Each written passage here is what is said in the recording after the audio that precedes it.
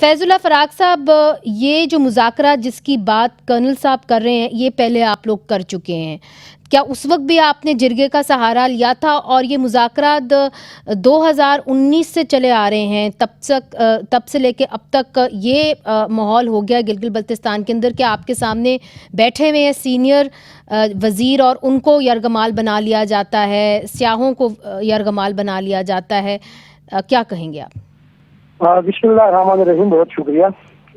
اس سے قبل یہ مذاکرات جو معاہدات کی بات ہے، بنیادی یہ بات سمجھنے کی ضرورت ہے کہ یہ جو جیو اسٹریٹجک پوزیشن ہے ڈی کی، یہ کے کے ساتھ، کوہستان کے ساتھ، سوات کے ساتھ، بالکل، اور پھر مزاج کے اعتبار سے یہاں پہ ایک جہادی مائنڈ سیٹ بہت پہلے سے رہتا ہے، اور افغانستان کی جہاد ہو یا کشمیر کی جہاد، جی لوگوں نے مطالبہ کیا اداروں سے اور حکومتوں سے کہ آپ ایسا کریں کہ جس طرح دیگر پروونسز کے اندر سرنڈنگ پروسیس ہوا ہے، مین اسٹریم کیا لوگوں کو، آپ یہاں بھی ان کو مین اسٹریم کریں تاکہ یہ دروازہ ٹیررزم کا ہمیشہ کے لیے بند ہو جائے۔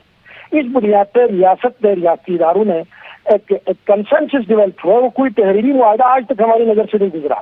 ہم حکومت میں تھے تو وہ کوئی تحریری معاہدہ ہماری نظر سے نہیں گزرا۔ پھر مذاکرات کون کر رہا تھا؟ جب آپ حکومت میں تھے، آپ حکومت کے ترجمان تھے، تو مذاکرات کون کر رہا تھا؟ مذاکرات یہاں کے نوٹیبلز کر رہے تھے، یہاں کے ایلڈرز کر رہے تھے، یہاں کے نمبردار جو جرگے کو لیڈ کر رہے ہیں، ان کی ڈیمانڈ پہ یہ چیزیں ہوئی تھی۔ تو یہ بتائیے کہ اب کیا کرنا ہے ہم نے؟ کیا ہم ان کے ساتھ مزید مذاکرات کریں گے، یا آپ سمجھتے ہیں کہ کوئی ملٹری آپریشن کی ضرورت ہے، کوئی ٹارگیٹڈ آپریشن کی ضرورت ہے؟ ملٹری آپریشن ہوتا تو بہت پہلے ہو چکا ہوتا، لیکن ریاست کا لارجر انٹرسٹ میں یہاں کوئی ملٹری آپریشن کا مکمل یہ خطہ نہیں ہو سکتا۔ اس لیے یہاں لوگوں کو ڈائلاگ کے ذریعے ٹیبل پر آ کے معاملات ٹھیک کیے جا سکتے ہیں، اور ڈائلاگ پروسیس 4 سالوں سے گزشتہ ڈائلاگ پروسیس چلا، اتنے ایفرٹ اور اسٹرگل کے بعد اب کسی اور طرف جانا یہ سوٹ نہیں کرتا۔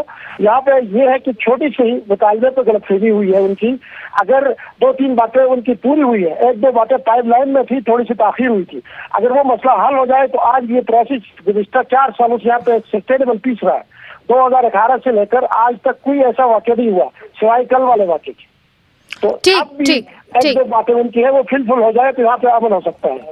ٹھیک، کرنل صاحب آپ سے آخری سوال، یہی سوال آپ سے کروں گی کہ کیا اب جو گلگت بلتستان کی حکومت ہے کوئی ارادہ رکھتی ہے کہ جن لوگوں نے آپ کو یرغمال بنایا ان کو اریسٹ کیا جائے گا یا ان کے اوپر کوئی ایکشن لیا جائے گا؟ اس طرح کا کوئی ارادہ ہے؟ ایک تو ریاست ماں کی حیثیت رکھتی ہے، اگر کوئی غلطی بھی کر لے یا کوئی اس طرح کا سیریس چیز بھی ہو تو آپ کو بہتر پتہ ہے جنگ کسی بھی مسئلے کا حل نہیں ہے۔ ہم نے اپنی رعایا کے لیے، اپنے لوگوں کے لیے وائبل سلوشنز نکال کے ہم نے امن قائم رکھنی ہے، اور جو عدالتوں میں فیصلے ہیں وہ عدالت نے فیصلے کرنے، اور جو حکومتی اقدامات ہیں وہ ورس کم ورس والی سچویشن میں ہوتی ہیں۔ تو باقی جہاں ہمارے علماء ہیں وہ اپنا کردار ادا کر رہے ہیں۔ بہت بہت شکریہ کرنل صاحب، آپ